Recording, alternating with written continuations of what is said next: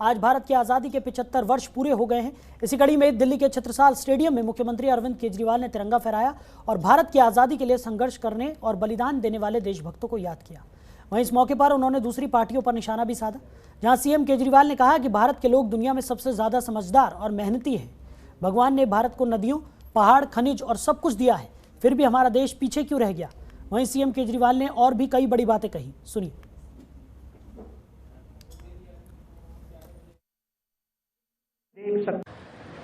तो दोस्तों, जैसा मैंने कहा, 75 साल में हम पीछे क्यों रह गए, लेकिन अब पीछे नहीं रहेंगे।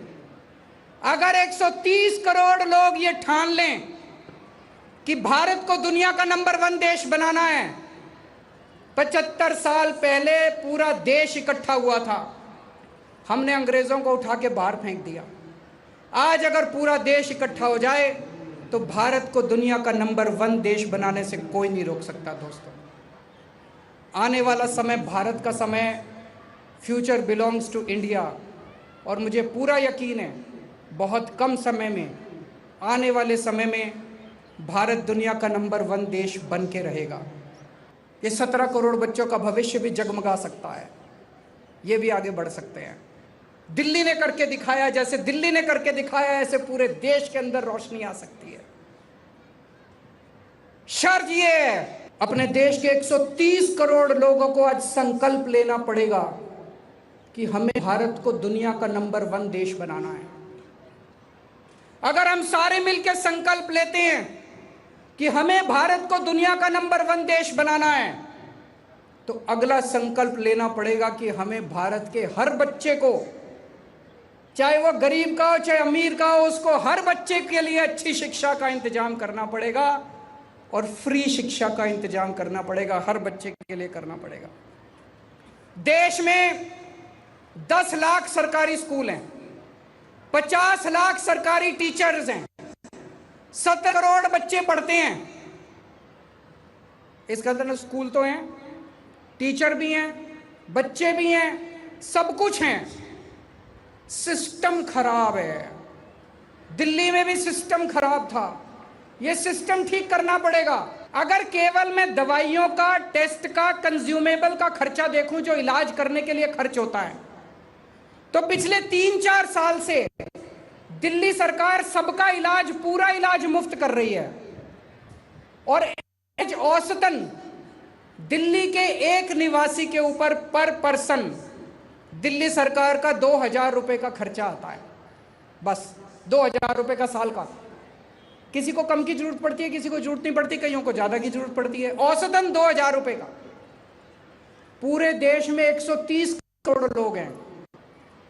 व्यक्ति का, पूरे देश में हर व्यक्ति को अच्छे से अच्छा इलाज मुफ्त में अगर हम इंतजाम कर दें, 2.5 लाख जाएगा। बस 2.5 लाख करोड़ तो कुछ भी नहीं है। पूरे देश के कितने लोग ऐसे हैं जो मैं जानता हूं जिनके पास पैसे नहीं होते, आत्महत्या कर लेते हैं पैसों की कमी के कारण।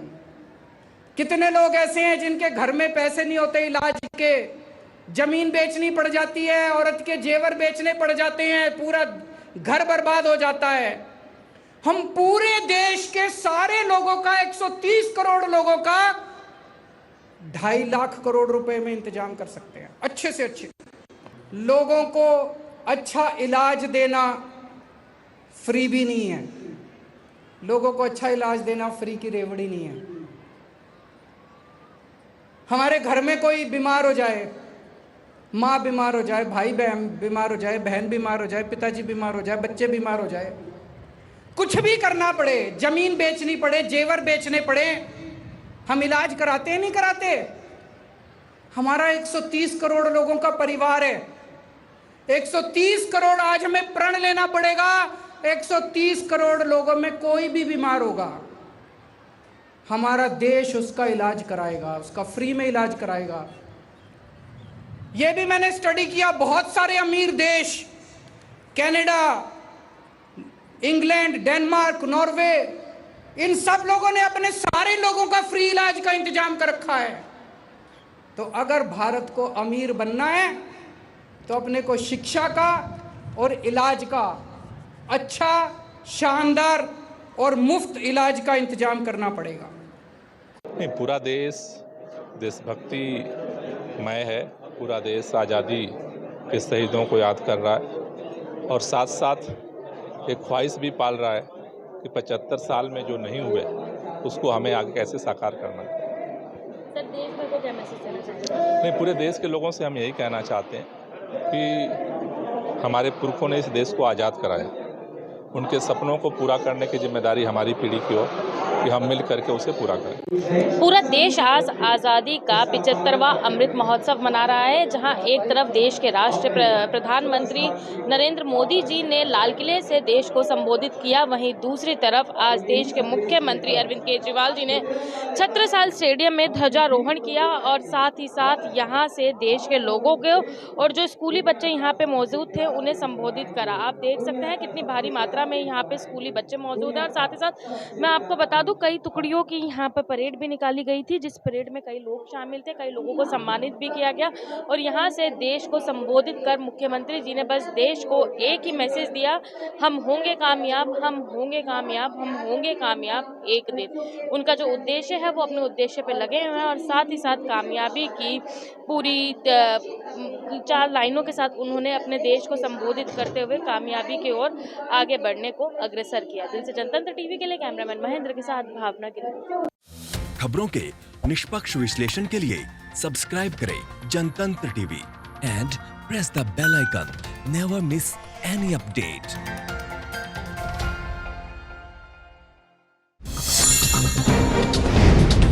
डाउनलोड कीजिए जनतंत्र टीवी ऐप को, जो कि अवेलेबल है गूगल प्ले और ऐप स्टोर पर। अधिक जानकारी के लिए अभी डाउनलोड करें।